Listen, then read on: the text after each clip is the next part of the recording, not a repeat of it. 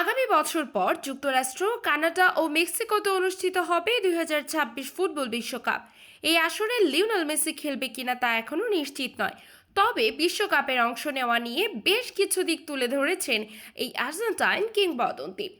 NBC নিউজকে দেওয়া এক সাক্ষাৎকারে মেসি বলেন, যদি বিশ্বকাপে খেলতে পারি অসাধারণ একটি ব্যাপার হবে এবং আমিও সেটাই চাই। পুরো ফিট অবস্থায় এবং গুরুত্বপূর্ণ অংশ হয়ে দলকে সহায়তা করতে আমি সেখানে থাকতে পছন্দ করব। তিনি আরও বলেন, বিষয়টা আমি মূল্যায়ন করছি ডে টু ডে ভিত্তিতে।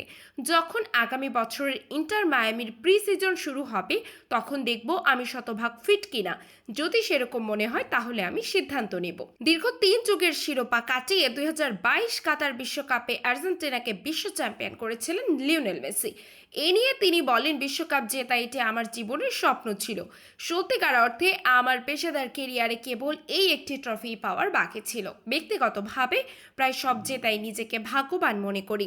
আন্তর্জাতিক ফুটবলে এখন পর্যন্ত আর্জেন্টিনার হয়ে 195 ম্যাচে খেলেছেন মেসি, যেখানে করেছেন রেকর্ড 114 গোল।